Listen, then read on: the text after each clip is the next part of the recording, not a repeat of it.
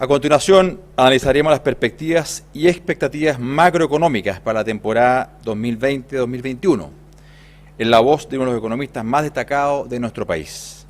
Fue economista jefe de la OECD, gerente de investigación del Banco Central, es profesor titular de la Universidad del Desarrollo y miembro de varios directorios. Dejo con ustedes al señor Klaus Schmidt-Hebel. Don Klaus, por favor.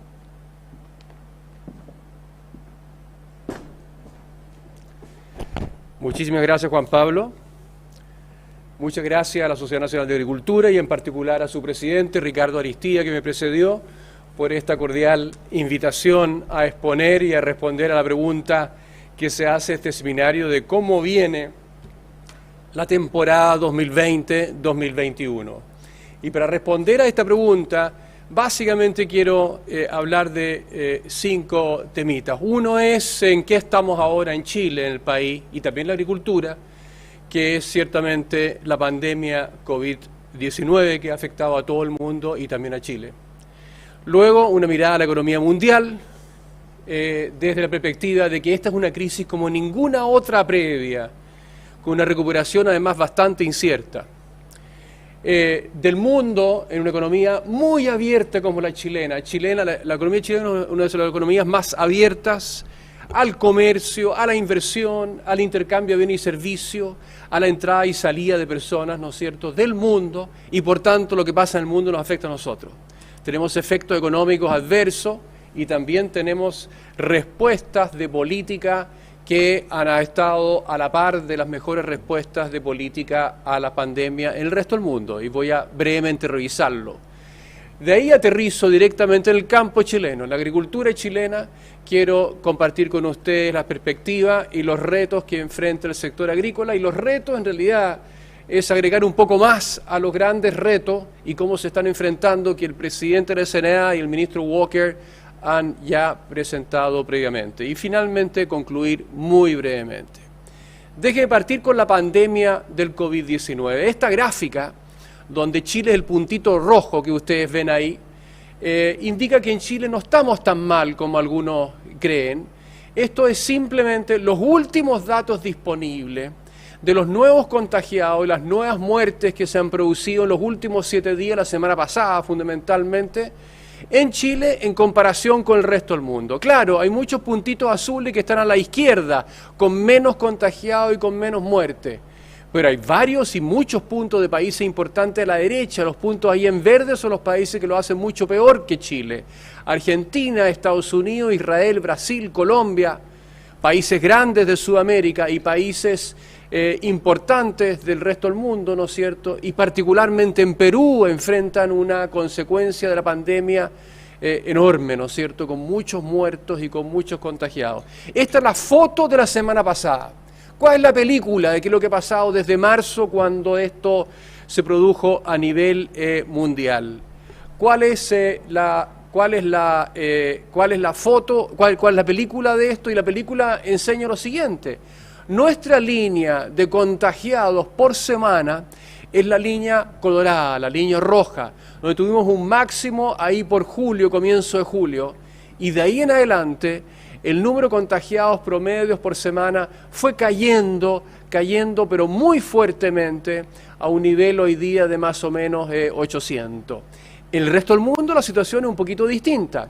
En Europa la línea azul celeste, ¿no es cierto?, nunca llegó al máximo en el caso chileno, pero están ya en la segunda ola porque cayó y luego a partir de agosto, ¿no es cierto?, nuevamente está aumentando el número de contagiados. Estados Unidos, ¿para qué decir? Estados Unidos tiene una segunda vuelta tremendamente intensa, provocada sin duda también por las malas políticas empujadas por el actual presidente de Estados Unidos, que, dadas esas malas políticas, probablemente no será reelegido de acá a 3 meses más. Y finalmente tenemos regiones como América Latina, que sigue creciendo en la primera ola, pero en forma explosiva todavía, países como ya mencioné, Colombia, Perú, Argentina y otros, donde estamos en primera ola. ¿Cuál es el riesgo de Chile? El riesgo de Chile es de que nosotros no manejemos bien esto y hay una segunda ola de aumentos, de vuelta de incremento de la línea roja que se pueda producir las siguientes semanas y meses. Ahora, yo creo que el gobierno lo está haciendo muy bien en ese sentido porque el plan paso a paso del gobierno empujado y implementado por el ministro París ciertamente es una esperanza de que lo estamos manejando bien y quizás esa segunda ola no se produzca y podamos, ¿no es cierto?, mostrar cifras cada vez mejores. De la pandemia a la economía mundial. Esta economía ciertamente es como ninguna otra y plantea una recuperación difícil. ¿Cómo se transmite la pandemia COVID-19 a la producción, al consumo, a la inversión, a la economía en general del mundo, en cualquier país del mundo? Primero, esto es un doble shock de oferta, como le llaman los economistas, vale decir, por el lado las posibilidades de producción se han limitado por dos razones. En primer lugar, es un shock sanitario, con consecuencia económica porque hay contagiados, hay enfermos y hay muertos, y eso afecta la capacidad productiva de todo país. Pero 10 veces más intenso que ese efecto directo es el efecto indirecto de la pandemia porque ha obligado a las medidas de gobierno, de distanciamiento social y ciertamente cuarentenas. Y esas restricciones al movimiento, a la producción, al consumo, personas y empresas, es lo que hace que caiga en caída libre las economías de todos los países del mundo. En segundo lugar, hay efecto financiero. Hay caída en precio de los activos, especialmente, ¿no es cierto?, de renta variable, precio de acciones. Hay caída en precio de commodity. La gente, por pánico, las carteras las reorienta hacia renta variable, desde la renta variable, a carteras de renta fija. Hay restricciones crediticias que tienden a imponer los bancos, ¿no es cierto?, y hay riesgos de quiebros de empresas. Y por el lado de la demanda privada, ha colapsado en muchos rubros la demanda por bienes de consumo, la demanda de muchos servicios, la demanda por bienes de inversión, por menor empleo, por ingreso y por menor riqueza, por una enorme incertidumbre cómo viene el mañana y si conservo mi pega y si que la empresa sigue produciendo el día de mañana o no, y por restricciones a adquirir los bienes, servicios y activos. No podemos salir a comprar, las cadenas de producción, las cadenas de entrega intermedia de bienes intermedios se han roto, ¿no es cierto?, a nivel internacional y también parcialmente a nivel nacional. Esos son los fenómenos, básicamente las consecuencias económicas. Y por tanto esta crisis, como ninguna otra, es más intensa, es más sorpresiva, es más global, es muy incierta en cuanto a su intensidad y su duración, y las políticas que se han implementado, que ha sido de una escala sin precedente en la historia económica mundial, son de limitada efectividad porque la gente, aunque reciba un cheque del gobierno, ¿no es cierto?, no va a gastárselo todo, va a ahorrar buena parte y por tanto la demanda va a seguir estando algo contraída. Si ustedes comparan la recesión mundial que se produce este año, que es que el mundo va a caer en torno a 5%, esto es muchísimo mayor que la caída del mundo en la crisis financiera global del 2009, 2008, 2009, donde cayó apenas un 0,2% la economía mundial. Es decir, esta es de una magnitud muchísimo mayor. Si ustedes miran la renta variable, los precios de las acciones, al lado izquierdo del gráfico, lo que presenta es qué pasó en la crisis financiera global. Tuvimos una caída brutal en Chile, el IPSA, ¿no es cierto?, la línea roja, y una recuperación brutal también bastante rápida después de marzo de 2009. En Estados Unidos la recuperación fue muy similar, ¿no es cierto?, la caída fue similar y la recuperación fue muy similar. ¿Qué pasó ahora? En renta variable, la misma cosa. En marzo la caída fue brutal, tanto en Estados Unidos como en Chile y en el resto del mundo igual. Pero la recuperación en Estados Unidos ha sido a un nivel, se ha elevado el Standard & Poor's 500, a un nivel que no tiene precedentes históricos. Recuperación muy, muy rápida y muy fuerte e intensa. En Chile, en cambio, apenas se ha recuperado un 14% desde marzo el IPSA.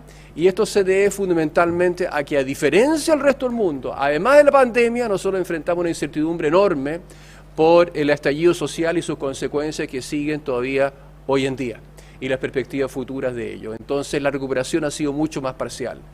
Esto es un shock mucho más inesperado que la crisis financiera global de 2008-2009 y eso lo indican en los circulitos azul y rojo. Azul hace 10 años, el rojo ahora, son las correcciones en la revisión de proyecciones hacia la baja. Mucho mayores correcciones ahora porque es un shock mucho más intenso, mucho más inesperado. También es una crisis más global que la crisis financiera global. Ese gráfico indica que en el año 2008-2009, la mitad de los países del mundo estaban en recesión. Son los países que están en rojo, en naranjo, como el caso de Chile. En cambio, ahora, cerca del 90% de los países están en recesión durante este año, ciertamente Chile incluido, en una recesión intensa. La incertidumbre es enorme. Hay distintas formas en las cuales los economistas medimos la incertidumbre. Una es a través de indicadores directos de incertidumbre en precios de acciones. Por ejemplo, el VIX famoso, ¿no es cierto?, del Standard & Poor's 500 indicó un pico, un máximo de 82,7 en marzo de este año, que no tiene precedente histórico. Otra forma de medirla, el gráfico al lado derecho, donde ustedes ven el enorme rango de proyecciones de distintos bancos, economistas y gobiernos de cuánto va a caer la economía mundial durante este año 2020. Entre menos 2 y menos 11% era el rango hace un mes atrás. Hoy día, que se acerca ya al fin de año, nos aproximábamos quizás a una proyección de menos 5%, menos 4,9%. Las políticas, la efectividad es débil. ¿Significa eso que las políticas deben ser más pequeñas, de menor magnitud, de menor alcance? No, precisamente porque la efectividad es pequeña, porque la gente no puede gastar esos recursos adicionales que le dan en forma temporaria los gobiernos, o las nuevas líneas de crédito que le dan a las empresas, a los bancos. Eso significa que hay que duplicar o triplicar el volumen, ¿no es cierto?, de los recursos comprometidos en esta política de emergencia. ¿Y qué es lo que han hecho los países del mundo? Básicamente responder con políticas fiscales muy expansivas, con políticas financieras y crediticias muy expansivas y con políticas monetarias y cambiarias también expansivas. Y ahí están en todas las líneas correspondientes, no tengo el tiempo de ver el detalle de eso, pero el contenido, ¿no es cierto?, yo diría universal, de las distintas políticas de los distintos países del mundo, especialmente los países desarrollados que tienen recursos para hacerlo. Chile también ha tenido los recursos y el compromiso económico, social y político para empujar medidas de política fiscal de gran magnitud. En Chile hemos comprometido alrededor del 10%, 9.4% de nuestro PIB de este año, en medidas fiscales de emergencia y de reactivación económica, canalizadas, ¿no es cierto?, y centralizadas por parte de las iniciativas del ministro Briones, del ministro de Hacienda de Chile, ¿no es cierto?, y que se van a básicamente gastar este año y el próximo en programas que van a las familias, en programas que van a las empresas, en programas que van a los sectores económicos que más lo requieran. Esto es grande, 9,4% del PIB es mucho más que todos los países en desarrollo, a excepción de Brasil. Es menos que lo que han gastado Alemania, Italia o Estados Unidos, pero compárenlo con Turquía o con México, con Colombia, que han gastado el 1 o el 2% del PIB solamente en esto. Y este gasto es necesario, porque fundamentalmente son recursos que van a la vena de las familias y a la vena de las pymes para que puedan sobrevivir. Eso está, a su vez, complementado con medidas de política monetaria de mayor liquidez, apoyo al crédito y tasas de interés bajísimas. Las tasas de interés hoy día en el mundo, las de corto plazo y al lado derecho, las de largo plazo, en los bonos americanos acá de 10 años, 20 años, son las más bajas de la historia económica mundial. Nunca el crédito ha sido tan barato y va a seguir siendo barato, ¿no es cierto?, no solamente este año, sino que seguramente un par de años más. Acá tenemos los efectos y las respuestas que son muy heterogéneas a las políticas implementadas. Este es un gráfico al lado izquierdo que les muestra cómo los distintos sectores, incluyendo la agricultura, han sido afectados por las cuarentenas, por las restricciones y por también los cambios tecnológicos. ¿Qué medimos abajo a la derecha del eje horizontal? La proximidad física necesaria para producir en la agricultura, en la agroindustria y en todos los sectores económicos. En el eje vertical tenemos un índice de teletrabajo. ¿Cuánto del trabajo de físico puede ser reemplazado por el teletrabajo? Bueno, en la agricultura muy poco, y por tanto estamos bien abajito, y a la izquierda, porque la proximidad física, gracias a Dios, la proximidad física no es tan necesaria en la agricultura. La gente no trabaja codo a codo como una oficina, ¿no es cierto? Y por tanto la agricultura, los sectores medianamente afectados. Los peor afectados son los servicios que están a la derecha y abajo, que son la salud, los servicios alimenticios como restaurantes, los hoteles, el transporte, la gastronomía, etcétera, etcétera. Esos son los sectores de servicios de alta proximidad física necesaria y que no se puede hacer teletrabajo. Los sectores menos afectados son los financieros, el gobierno, las comunicaciones que están arriba a la izquierda. Entonces, la agricultura, sí, medianamente afectado por el problema que se puede hacer teletrabajo, pero muy protegido por el distanciamiento físico, es más factible. ¿Qué más ha traído la pandemia? Enormes cambios en precios relativos. Tengo entendido que esto se transmite por Zoom. O algo parecido. Bueno, ahí ustedes ven lo que pasó con el precio de la acción de Zoom desde el comienzo de la pandemia. De febrero hasta ahora ha subido un 185% las acciones, las tecnológicas, en este caso de Zoom, ¿no es cierto?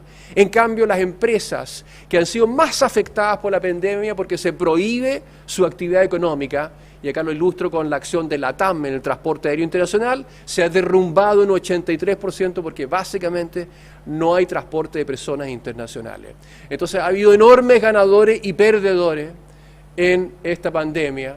Esperamos de que esto sea temporario, las tecnológicas seguramente no, pero esperamos de que cuando vuelva a normalizarse la economía mundial y el transporte internacional, empresas grandes, importantes y estratégicamente importantes como son LATAM, por ejemplo, en Chile, se pueden recuperar. Pasemos a Chile. En Chile, mi proyección para el PIB de este año es un menos 8%.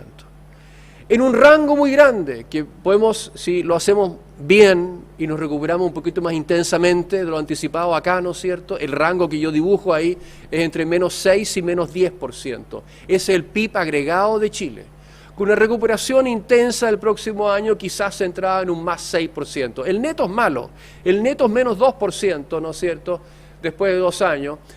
No habremos recuperado el nivel del año 2019 todavía, porque esta recuperación no va a ser en V corta intensa, aunque esto lo sugiere. La recuperación nuestra va a ser entre una V corta y una U, creo yo, en un rango enormemente amplio, porque fundamentalmente depende de muchos factores de incertidumbre, pero un factor de incertidumbre es cómo va eventuales segundas vueltas o ausencia de segundas olas de contagio y cómo, ¿no es cierto?, de exitoso es el programa paso a paso, que en principio yo creo que ha sido exitoso hasta la fecha, pero a ver cómo se desenvuelve en el futuro. Pero fíjense, la línea azul, donde está inserto la recuperación de más 6% para el próximo año, esa línea azul se va acercando solo muy gradualmente a la línea roja. La línea roja, la línea azul es mía, es el rango que yo proyecto para una recuperación a la cual recién ahí por el 2025-26 llegaremos al pleno empleo y una recuperación del nivel del PIB consecuente con el crecimiento tendencial. Ese crecimiento tendencial que hoy día se estima en 1,8-1,9% de crecimiento tendencial del PIB, con una recuperación muy lenta, un 2,2, 2,3, 2,4 en los siguientes años subsiguientes, es una cifra oficial. Es la cifra del Comité Tendencial del PIB del Ministerio de Hacienda, que emitió sus últimas proyecciones, que son estas, la línea roja, hace apenas unos pocos meses atrás. En otras palabras, tenemos una brecha grande hoy en día, grandísima, entre el pleno empleo y el PIB tendencial. Esa brecha se va a cerrar solo gradualmente, pero a una velocidad muy incierta. Por eso el rango grande de todos los colores grises y azules que tengo yo ahí. Y ciertamente vamos a recuperar el nivel del PIB tendencial recién en varios años más. La respuesta política que ha dado el gobierno y el Banco Central y la Comisión del Mercado Financiero ha sido muy intensa, muy rápida, muy bien coordinada y en general con pocas fallas. Y ha estado a la par de lo que han hecho los países más desarrollados para enfrentar la emergencia y para reactivar la economía afectada tan intensamente por el COVID y la recesión en este año 2020. No voy al detalle, pero si ustedes van al detalle, ustedes pueden concluir que en general esto ha sido bien diseñado y rápidamente implementado. ¿Hacerlo mejor? Sí, en algunas dimensiones se podría haber hecho, pero el paquete global de estas medidas apunta exactamente a proteger, en la medida en que se pueda, el empleo, los ingresos, la producción, el consumo, al menos básico, de los chilenos, especialmente los sectores más vulnerables. Ahora, aparte de la crisis, nosotros tenemos otro desastre adicional y ese es puramente made in Chile. No podemos culpar a nadie del resto del mundo. Y esa es la enorme caída en la tasa de crecimiento del PIB tendencial desde los años 90 hasta la fecha. A fines de los 90, comienzo de 2000, nosotros crecíamos entre un 6 y un 7% al nivel tendencial.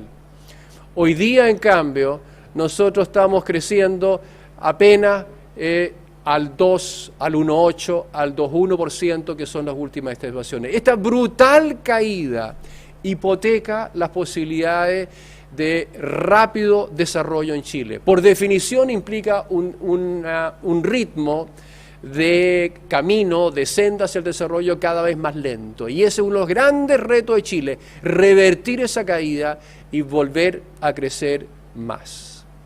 Pasemos ahora al sector agrícola. El sector agrícola, que es la línea azul ahí, ustedes ven que es tremendamente volátil en relación al PIB. El PIB, el crecimiento, es la línea roja. Es más volátil la agricultura por razones obvias, porque número uno está afectado por fenómenos naturales como inundaciones y sequía, segundo por cambiantes precios relativos internacionales, y tercero es un sector relativamente pequeño y un sector mucho más grande, que es toda la economía chilena, por definición es más estable que un sector como agricultura. No sabemos muy bien si está bien medido, hemos tenido conversaciones con la SNA sobre la medición y con el Banco Central, y tenemos ciertas dudas. Estas son las cifras oficiales del Banco Central, pero sin duda es un sector que es más volátil y que por tanto enfrenta más riesgos que el promedio de los otros sectores de la producción de Chile, la economía chilena. Sin embargo, tiene la virtud que en caídas muy intensas, como son, ¿no es cierto?, esta de la crisis, proyectamos que eventualmente puede caer durante este año un 3%, mientras que la economía, como un todo, cae un 8%. El próximo año se va a recuperar también el sector agrícola, quizás una velocidad de un 2,7%, un cierto rango hay asociado a eso, mientras la economía chilena como un todo, que cayó mucho más fuerte, también se va a recuperar, por tanto, va a rebotar en forma más intensa el próximo año. Ahora bien, hay un reto muy importante en Chile, que es la productividad de la agricultura.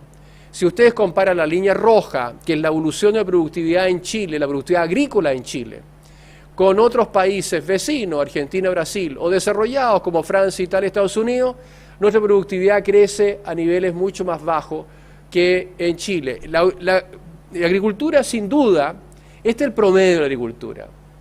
Y hay muchas agriculturas en Chile. Está la agricultura del minifundio, con poca tecnología, de tierras muy pequeñas, donde el crecimiento de productividad es cercano a cero, y hay una agricultura moderna y eficiente de campos que producen para la exportación, ¿no es cierto?, donde hay gran innovación tecnológica. Pero en promedio tenemos un reto enorme para incrementar la productividad. Este estudio acá de Bravo, del año pasado, ¿no es cierto?, identifica cuáles son los determinantes estadísticamente más importantes para crecer más en productividad agrícola en el mundo. Y acá hay factores macroeconómicos, hay propiamente factores de la agricultura misma, la cantidad de tierra irrigada, la distancia con la productividad de Estados Unidos, las anomalías temporales, los temporales mismos, los insumos tecnológicos, el acceso al financiamiento. El acceso al financiamiento todavía estamos lejos de que sea un acceso pleno y perfecto en el caso del sector agrícola, especialmente las pymes, los campos más pequeños. Ahora, ¿cómo aumentar la productividad? Aumentar la productividad es el desafío fundamental para doblar las exportaciones agrícolas al 2050, que es una gran meta y muy importante. No quedan tierras disponibles, tiene que ser, por tanto, vía productividad sobre la misma tierra que estamos explotando. Es un esfuerzo importante de innovación al desarrollo de nuevas formas de producción y también nuevos productos y nuevas variedades de mayor valor. ¿Qué ejemplos se pueden dar y se están dando en Chile hoy día en el campo en cuanto a nuevas tendencias que son muy fuertes en el resto del mundo? En agricultura, en la tecnología agrícola, el uso y la introducción de sensores, de análisis de Big Data y software en la gestión. En materia de producción misma, robótica, mecanización de la agricultura, automatización central. Las cosechadoras de arándanos que ya existen en muchos campos chilenos, un muy buen ejemplo de una necesaria automatización, mecanización, ¿no es cierto?, que incrementa la productividad. Generar, como dijo el ministro también en su exposición, mayor asociatividad entre empresas. Por ejemplo, en Europa hoy día se usa Uber en el uso de la maquinaria agrícola, que es un uso mucho más eficiente que cada campo tenga su maquinaria. Las granjas verticales para Smart City puede ser un poquito ciencia ficción, pero ciertamente es algo que se está desarrollando ya fuera de Chile, en Chile todavía no. El e-commerce agroalimentario, en venta y en distribución, empujado ahora por la pandemia, seguramente está para quedarse y para generalizarse aún más. La trazabilidad de productos es algo que demanda crecientemente los mercados internacionales que compran nuestros productos y por tanto tenemos que completarla. La hemos comenzado ya, pero es un gran reto adicional. Déjenme pasar ahora al siguiente tema, y esto es finalmente una buena noticia para el campo, para la agricultura, para la exportación, tanto agrícola como agroindustrial. Tenemos un peso más depreciado y esto es una noticia para largo rato. Desde el 2003 el peso chileno se ha depreciado por múltiples motivos, por factores económicos y políticos. Precio del cobre más bajo, tasas de interés con un diferencial mayor entre Chile y el resto del mundo, los riesgos y las incertidumbres mayores, que es una mala noticia para Chile, de que la incertidumbre y los riesgos hayan aumentado, pero eso genera una depreciación del peso chileno, un dólar más caro. Y es probable que estos factores que explican la depreciación sean persistentes ahora y en el futuro. Creo que vamos a tener dólar caro para rato. Y esto significa, si se grafica esto, significa, si vamos a un gráfico más atrás, ¿no es cierto? Si ustedes ven acá el promedio 2010-2015, el dólar estaba a 533. Luego con la caída del precio del cobre y el mal manejo de las políticas económicas durante el segundo gobierno de la presidenta Bachelet, tuvimos nosotros un precio del dólar de 6.63. Eso suena bajo para lo que es hoy día. Hoy día, por efecto de la pandemia, más el estallido social, tenemos un dólar, desde el estallido social hasta ahora, un promedio de 801 pesos por dólar. Mi proyección es que para fines de este año estaremos en 800 y quizás a fines del próximo año 2021 en 780, si que la pandemia se logra controlar. Pero ojo, eso está en un rango, que es todo el rango azul oscuro y azul claro que yo tengo ahí, que es muy grande. Si se fueran los riesgos de la pandemia y de futuros estallidos sociales, tendríamos a fin de año un dólar de 7.20 y eventualmente el próximo año de 700. Por tanto, un dólar menos caro que el actual, menos caro que dadas las incertidumbres actuales podemos proyectar para el fin de este año o el próximo. Pero ojo, todavía es un dólar tremendamente depreciado comparado con los últimos 10 años anteriores. Y es una buena noticia para la agricultura en particular. Cambio climático, otro riesgo enorme que enfrentamos. El cambio climático, fíjense que durante las recesiones del mundo, la emisión de gas de efecto invernadero CO2 en particular cae en un 1%. Cayó en los años 80, cayó en los años 90, cayó el año 2008-2009 en un 1% la emisión de gas de efecto invernadero por un periodo muy temporario. Apenas se recuperó la economía mundial, las fábricas y el transporte empiezan a movilizarse de nuevo y la tendencia a mayor emisión de CO2 sigue y sigue. Durante el COVID-19 se estima que va a caer la emisión de gases de efecto invernadero en 8%, pero en la medida que se recupera la economía mundial, incluida la chilena, ¿no es cierto?, vamos a volver a emitir. Y ciertamente lo tenemos con comprobación científica certera ya, la mayor emisión de gases de efecto invernadero es la que está detrás del cambio climático, está detrás del aumento de temperatura mundial y está detrás de la mega sequía gigantesca que tenemos en Chile, como dijo el ministro, ya por 11 años en Chile, la más grande de la historia chilena, y con alta probabilidad de continuación en el futuro, que significa que los balances de agua, la diferencia entre la oferta y la demanda de agua, medida como metros cúbicos por segundo, en cada una de las regiones de Chile va a caer y está cayendo y va a seguir cayendo en el futuro. Tomen el caso, por ejemplo, de Valparaíso. Valparaíso tiene un balance de agua positivo en los últimos años y décadas de 12 metros cúbicos por segundo. Vamos a pasar a negativo en las siguientes décadas a menos 29 metros cúbicos por segundo. Y lo mismo se ve en toda la región de Chile. Entonces, la escasez de agua y la necesaria inversión en agua para contravenir esto y mantener y aumentar la productividad es un reto enorme. El Código de Agua. El presidente de la SNA, Ricardo Aristía, ya ha hablado extensamente sobre esto. Hay un muy mal proyecto de ley ante el Senado. En la discusión, ¿no es cierto?, está así afectar los derechos de propiedad. El Código de Agua es ciertamente perfectible, pero sobre la base de mantener la propiedad privada del agua. Un estudio técnico compara los códigos de agua en 179 países. En Chile y otros 57 países se cumplen 3 aspectos claves para una buena regulación. Número 1, la legalidad y los derechos privados en la reasignación y la asignación del agua. 2, la separación de la propiedad del agua y propiedad de la tierra. Y 3, la penalización por el no uso. Eso existe hoy día en Chile. ¿Se puede perfeccionar? Sí. Se puede incentivar nuevas fuentes, se puede mejorar la gestión del agua, se puede fortalecer la institucionalidad pública y reconocer los aspectos de sequía como un fenómeno permanente para mejorar, ¿no es cierto?, el mercado de los derechos del agua. Pero todo ello sobre la base de la propiedad privada del agua. Enfrentamos cambios muy importantes en la estructura productiva agrícola y debemos modernizar la actividad agrícola, adoptar nuevas tecnologías, automatización, robotización, mecanización, promover la asociatividad, la mencionó el ministro Walker, como una tarea enorme, la asociatividad entre empresas, permitiendo mayor competitividad, integración vertical, mejorar la comercialización a través de distintas formas de colaboración entre las empresas, tanto agrícolas como agropecuarias, que colaboran en la producción y la comercialización de los productos agrícolas. Un mayor desarrollo rural. Mejorar la calidad de vida de los trabajadores del mundo rural es un reto grande, mejorar la productividad de los campos pequeños.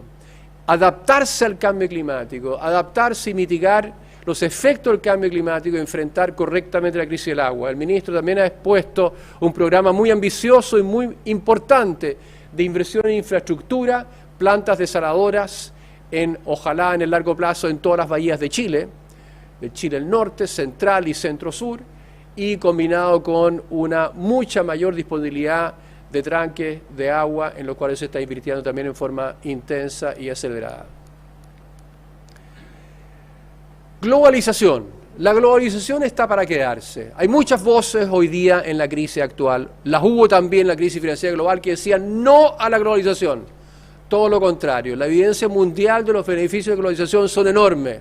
Tengo un paper muy reciente publicado con 2 premios Nobel, Dan McFadden y Robert Engel, en los cuales demostramos los beneficios enormes para todos los países del mundo de la globalización, la integración plena, excluyendo la migración libre de personas, que puede ser muy dañina. Hemos pagado costos y seguimos pagando costos sociales en Chile sobre ello, y se está corrigiendo. Pero la globalización en todo lo demás, la globalización, el movimiento de bienes, servicios y capitales en el resto del mundo, economías abiertas, plenamente abiertas, es una necesidad para desarrollarnos. Acá ustedes tienen un mapa que pinta en azul todos los países, azul oscuro, todos los países con los cuales nosotros tenemos acuerdos comerciales. Son con 64 países y 26 acuerdos. Aplausos para todos los gobiernos, desde el gobierno de la concertación en la segunda decenio del año 90 hasta la fecha, con más y más acuerdos de libre comercio.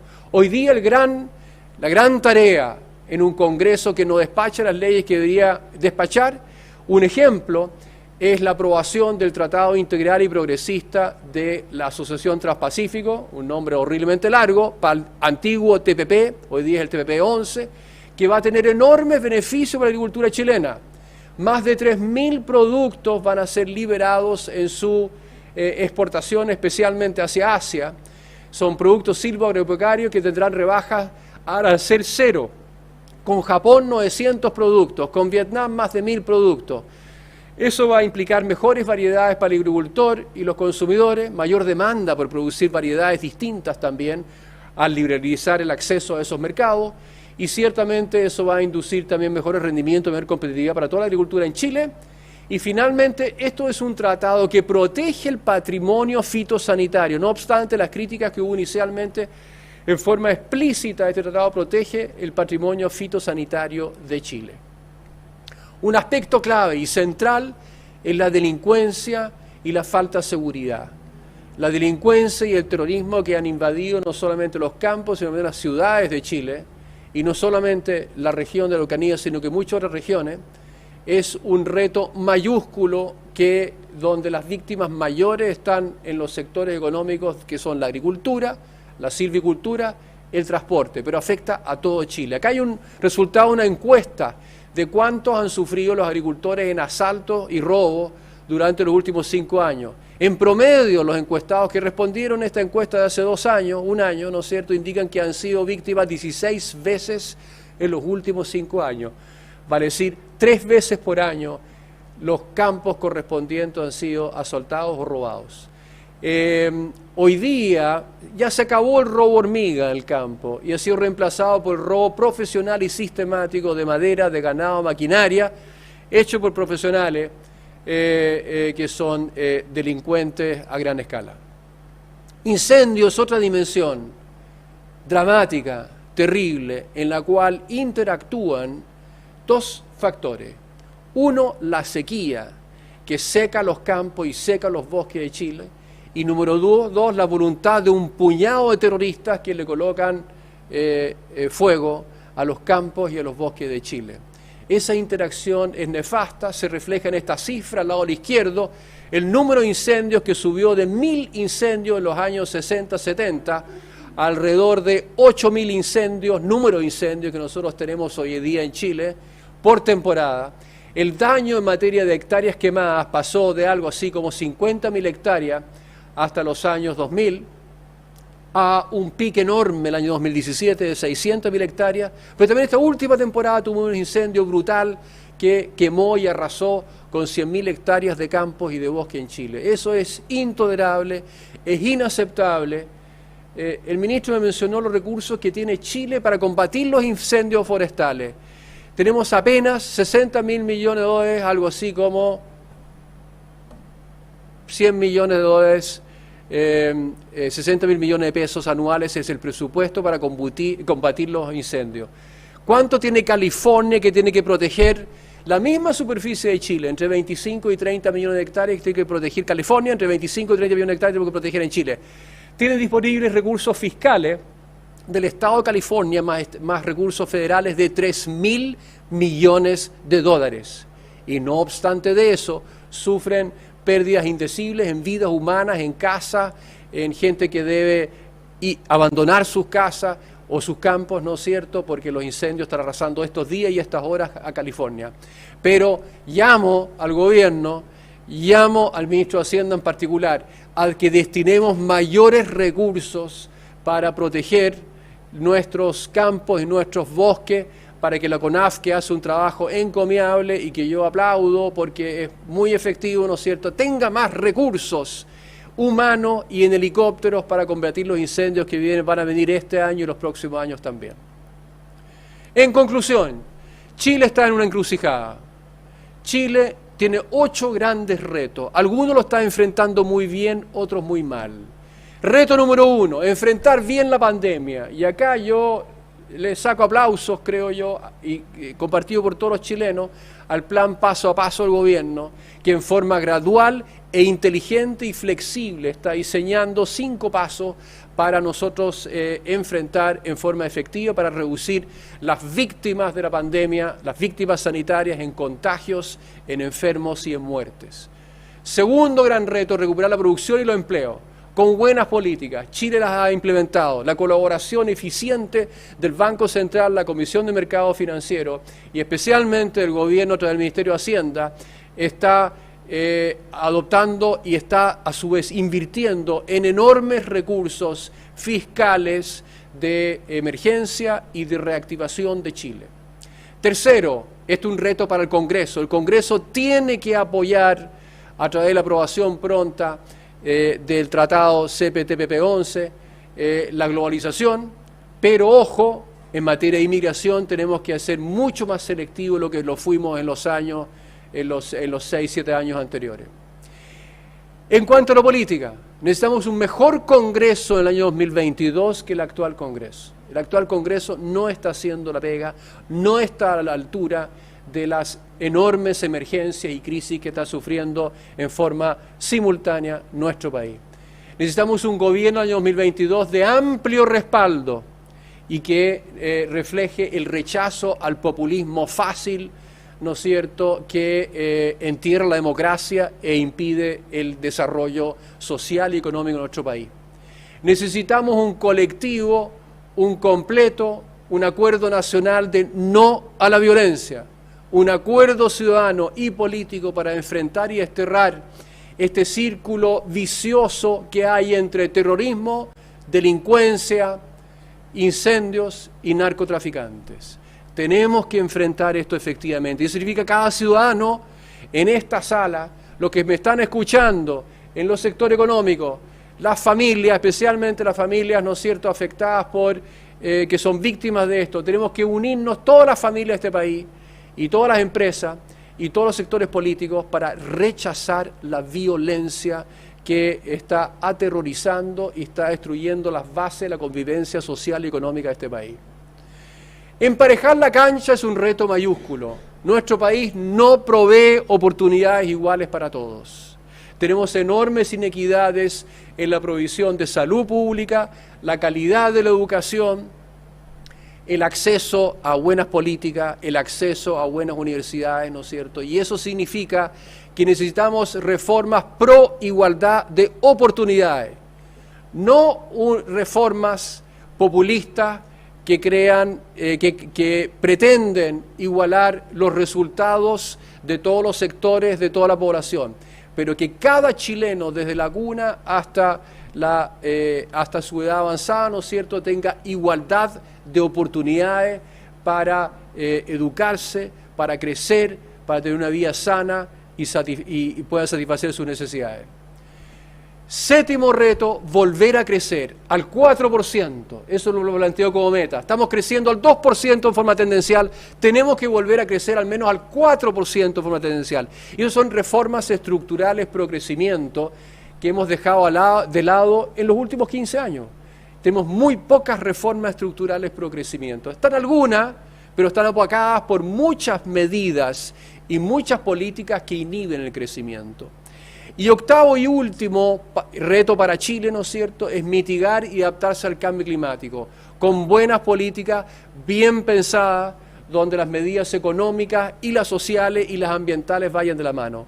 En resumen, no reinventemos la rueda, inspirémonos en los países top 10 del mundo, ese conjunto muy excelso y exclusivo de países que son Canadá, Nueva Zelanda, Australia, los 5 escandinavos, Holanda y Alemania, para implementar las mejores políticas que ellos han señalado y que la experiencia mundial nos muestra.